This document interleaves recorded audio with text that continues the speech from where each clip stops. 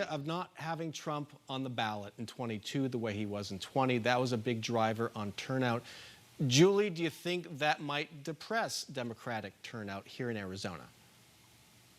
Um, yeah, I think that's possible. I mean, I agree with Paul. You know, midterm elections in Arizona are really not great years for Democrats. And so, first and foremost, at the top of the ticket for Democrats, they need somebody who can bring enthusiasm. They need somebody who can motivate Democrats to come out.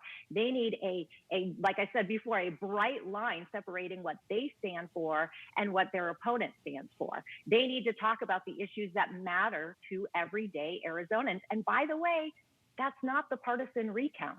It's not Donald Trump.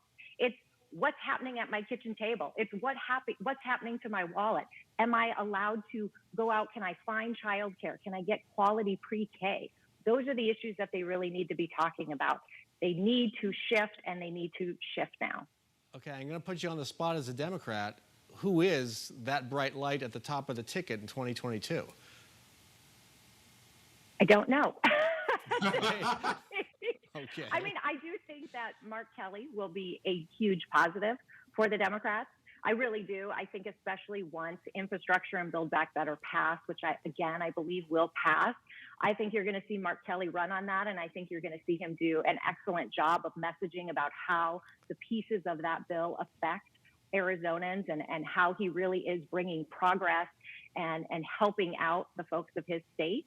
So I think that if other Democrats play into that, how they want to do that here in Arizona, not just nationally, but how they want to change course and shift priorities here at the state, I think that will help them as well. So I would say, you know, look to Mark Kelly. Look to Mark Kelly. Okay. Paul Bentz, kind of sticking with Donald Trump, but a different question. It seems like one of the innovations in the Virginia race was the governor-elect Glenn Youngkin, who is a Trump fan, keeping Trump at arm's length and still managing to hold on to the Republican Trump base in Virginia. Could a candidate here in the Republican candidate in the Senate race or the gubernatorial race pull that off? Or is Arizona just different? Well, that's the big question. The challenge we're having, though, is that we have incredibly crowded partisan primaries on the Republican side, from governor to Senate to Secretary of State. And I think that Trump will play a pretty big role in all of those. I think the challenge is, though, that Julie was just talking about, and all these Democrats, is that the things that she just mentioned are not the top of the ticket issues that are going to motivate the electorate. And they need as many independents as possible to support the Democratic candidates if they expect to win.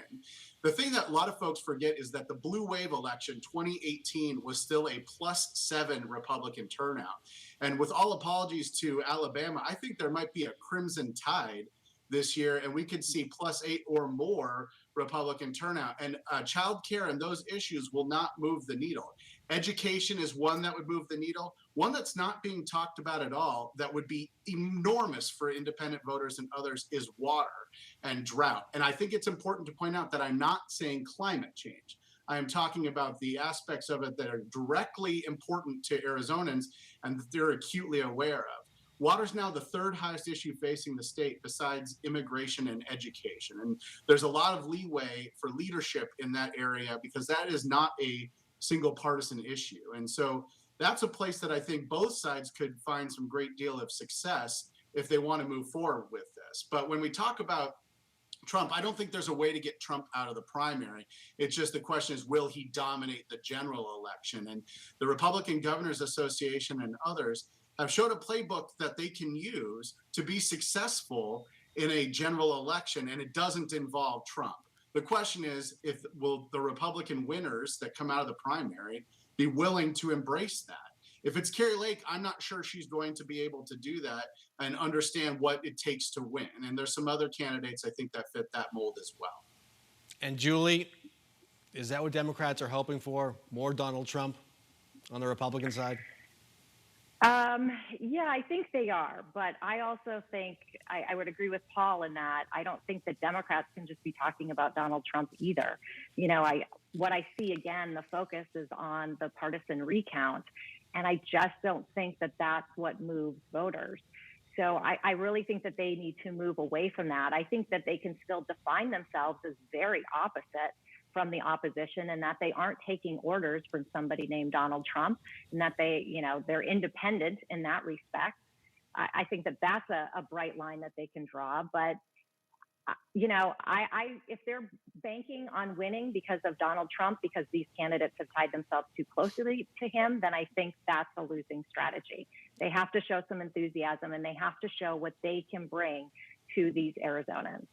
Okay, got to end it there, but I do want to underline what Paul Bentz said, water.